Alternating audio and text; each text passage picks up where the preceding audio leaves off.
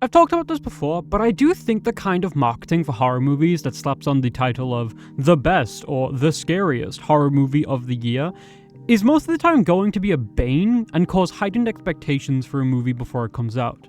I mean, we've reached the stages of film culture where people are doing Sinners and Weapons revisionism, calling them overrated. Both are wrong, by the way. And that leaves us with the third movie I've seen this year being called the best horror movie, and that is Together. Together is a very interesting case because I distinctly remember seeing multiple trailers that kept repeating the incredibly high praise, and seeing at some point that it had a 96% on Rotten Tomatoes. Obviously this isn't saying that it's on average a 9.6 out of 10, just that 96% of people think it's higher than a 5 out of 10, but I was definitely intrigued by the concept.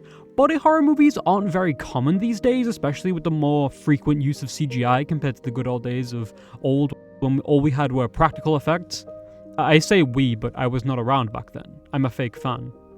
And frankly, I was excited to see a horror movie tackle the complex themes of relationships and the inherent attraction you feel to each other despite occasional stagnation, and taking a very literal note when adapting the phrase "cut yourself free." Unfortunately, Companion came out in January, and in my opinion is a much better horror movie about autonomy and relationships. But let's get into why. Together is the feature film directorial debut of Australian filmmaker Michael Shanks, who has previously had experience directing short films, centering around unmarried couple Tim and Millie, played by real-life married couple Dave Franco, not to be confused with his older brother James Franco, who, I imagine he doesn't talk too much anymore, and Alison Brie, who you might not have realised was in Scream 4, if you're like me that is. I don't know, maybe it's just me that missed that. Wow, a Scream queen and a bi queen! Tim and Millie are going through a rough patch right now. Tim is a fledgling musician who can't keep a record label, and after Millie gets a new job at an elementary school in the countryside, the two need to pack up and move into a cabin in the woods. Wow, surely nothing has ever gone wrong in one of those. They've also been having some intimacy issues ever since Tim's mother passed, which left him feeling quite isolated and depressed. But as time goes on, they start to notice weird things happening when they're asleep. They wake up closer to each other than before, their skin seems to stick a little whenever they connect, and soon, things are going to get a whole lot worse. Now, for what it's worth, I think the performances in this movie are pretty solid. There's only really 3 characters worth talking about, which are Millie, Tim, and Millie's boss Jamie, played by Damon Herriman, and all 3 doing a pretty good job bringing their characters to life and making their struggles and interactions feel decently realistic. The casting decision to use an actual real-life married couple makes a lot of sense due to the chemistry needed to pull off this kind of role. Having experience with the struggles of relationships and marriage, intimacy and distance, and the complicated feelings of being truly in love with someone, I mean, The Roses took that and went in a completely different direction, so it's cool to see a different adaptation of exploring these themes. Besides that, there's also a very strong through line of codependency and being reliant on another person in order to function and live, which is a very self-destructive tendency that unfortunately a lot of people fall into in relationships, and can cause burnout and a lot of stress can be put on their partner. To be honest, I was enjoying my time with Together. I think for the first 2 acts, it's not a perfect movie or anything, but it knows where it wants to go and it links together each step of the story really well. We see the reasons why both Tim and Millie stick with each other, even though they seem to not be very happy right now. I do wish we got a few more scenes of their just normal day-to-day trying to bond together and enjoy spending time with each other, since this new location is a prime opportunity for them to reconnect and see how their relationship is when isolated. But then when the spooky body attraction stuff starts happening, it also frustrated me how derivative the reactions are. I mean, Millie is very quick to blame Tim for some of the weird shit going on, and while I can see why you would think that the first time, after a very specific scene in a bathroom, you really have no reason to not think weird things are going on. And this disparity in logic really hurt the build-up of the film, because I was just waiting for the characters to finally talk about the weird events going on and realize that they are not to be ignored. But after the second act, which admittedly has some of the best scenes in the movie, although I don't know how much that says, I think the quality takes a huge nosedive. There are several reveals that were predictable, and I'm not going to hold that against the movie, but I also just really dislike their place in the narrative. It feels a little bit like the problem Stephen King outlined with his explaining the monster quote, which I'll throw up on screen right now. It's hard to strike a balance between explaining enough of the mystery in order to leave the viewer satisfied, while also keeping enough close to your chest that the horrors of the unknown are still there, and the 2 biggest mysteries left unanswered are just so goddamn uninteresting. I'm also not a huge fan of the codependency allegory, because frankly, it feels like it's pretty one-sided. The movie highlights that Millie tries her best to provide for the 2 of them. She is the one to basically propose at their farewell party at the beginning of the movie, and she is very much babying Tim and doing everything she can to make sure he feels comfortable. Tim is so reliant on all of this that he really is codependent. We do see a lot of the supernatural hold on him compared to Millie and how it psychologically impacts him, as well as physically, while only really viewing the physical aspects of Millie. But even then, it really just feels like he's being very unlikable, and the progression of his character is frankly non-existent. My biggest gripe with the movie, however, is that I feel like there's no third act at all. I was watching the movie and I got to a point where I was texting someone and they asked me how it was going. I said something like, "Oh, they're using some interesting themes and allegories. I'm excited to see where it goes from here." 10 minutes later, the movie ended. Like, what? Was I supposed to enjoy this? Is this meant to be satisfying? In fact, what the fuck is this even trying to tell me? Honestly though, the rest of my problems with the movie are all spoiler related, so I'm going to have to start spoiler talk now. Skip to the timestamp on screen if you want to avoid that. 3, 2, 1, BRB dying. Okay, the conclusion of this movie is so fucking infuriating. First, you reveal that the reason the main characters are doing a Dragon Ball fusion is because they drank the jungle juice in the ground after accidentally falling into a hole that had no exit and only one source of water. But this water was actually used by a cult so many years ago, and for unexplained reasons, their church was destroyed and the basin of water is the only thing left of it. And you're also telling me one of the cultists lives nearby and has nothing to say or do about the basin being left there?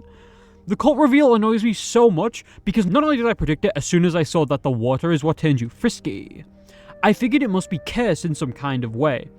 It's really just an aspect of the movie that doesn't add anything positive to it. This is a movie about codependency and marriage and the autonomy of living with someone for so long that you feel like one entity, or like the other is dead and you're just having to drag them along with you. What is added by a weird cult that champions the messaging behind couples fusing together and talk about how awesome it is? And you wanna know the worst part? These cultists fucking win, because Tim and Millie just give up. The ending of this movie is just the main characters giving up. Imagine if in Sinners, instead of Rose calling out for the vampires to come in so the Juke Drink Gang can kill them and stop them from attacking their families in town, Smoke just decides there's no other option and they all walk outside and allow themselves to be bit while a Spice Girls song plays. Like, what the fuck am I meant to take away from this movie? It's presenting the fusion of these two characters as something they want, as a good thing that they decide to do in the end. I think it undoes every scene before it of them fighting against the fusion, and frankly undermines them as characters because they just stop fighting for their own individuality. In some twisted way, you could view this as a marriage or devotion allegory for truly spending your life together with someone. But making optional interactions, time spent together, presents, experiences, and all the joy that comes from that devotion because you are two separate autonomous entities who can choose to not do the things if you please, mandatory, just completely ruins it because what was the other option? I feel like the movie would have worked better in one of two ways. One, either have Tim be the one to go through a character arc. He tries to kill himself in the climax of the movie, and honestly, yeah, if it was fused permanently with my partner and have her stuck to me forever, or just die and let her go free, I'd choose that. And while I can see some people liking that he chooses to stop her bleeding and saving her instead of him going free, it just shows to me that they've learned nothing and again undermines all their past attempts to stay separate. But if Tim were to learn to be a better functioning human being, to be a better boyfriend, reignite his love and passion for his girlfriend, or even propose like he does in the movie, but in a different context of course, and things that cause them to want space sometimes, but that they'd still want to spend their life with nobody else, it would have made for a much more satisfying conclusion about overcoming codependency and not giving into it with a cute montage of undressing. And look, I love seeing hot people undress. I'm only human, but I was so mad during the ending of this movie. To be honest, I didn't even think the effects looked that good. Only in the ending sequence though Act 1 and 2 they were fine, but I would have liked to see more during the big body horror segment of them trying to separate themselves. Maybe just because I always have that one scene from The Fly in mind, and that's like peak horror movie effects in my opinion, especially for a body horror movie, but whatever. Anyway, the other way I think this would have worked is if we shift the main character role less on Tim and more onto Millie. And she is someone who has to realize just how much Tim is dragging her down as a person, and that even though she has fond memories and feelings for him, she fell in love with a very different man, and one that is slowly killing her like a parasite. In this version of the story, Tim would be a bit less sympathetic towards the end, but keeping his backstory in mindset since it's a pretty common argument that codependent people in relationships try to make. It'd be another movie tackling the gender politics and struggles that many women face, of having to pick up after their partners like they are their mothers, and when Millie snaps halfway through the movie and basically says that, I thought they would do more with that angle, but it was basically abandoned afterwards. In fact, I don't think Tim's dead parents are mentioned once after their argument. Obviously, I am not a film writer, so maybe I'm wrong and my versions would be even worse, but this is the kind of movie that I feel like didn't warrant an unsatisfying ending. Because you can make movies with unsatisfying endings that are still good. I don't know if this needs mentioning, because both of these movies are like kinda old, but I spoil Reservoir Dogs and Sinister. And like Catherine, the video game. I don't know, man. I'm just trying to make comparisons. So if you want to see those movies or play that genuinely really good game, eventually skip to here. It's kind of weird doing two of these, but I don't want to see people commenting that I spoiled a 33-year-old movie for them. Be warned. Reservoir Dogs is one of the most famous examples, having all of the diamond thieves killed or arrested. But the protagonists of that movie are terrible people, so maybe that's not the best example. Sinister is another good one, which is also cited as one of the scariest modern horror movies. But that movie's ending has thematic relevance due to Ethan Hawke's character neglecting his family and especially his daughter, and wife's worries about the house he put them in and the potential danger he is exposing them to due to his obsession with his job and the time he spends away from them. And so he pays the worst price of all for his hubris. Compare that to here, and we get two characters that very much fight against the forces that are trying to make them conform to their own will, and they just let it happen.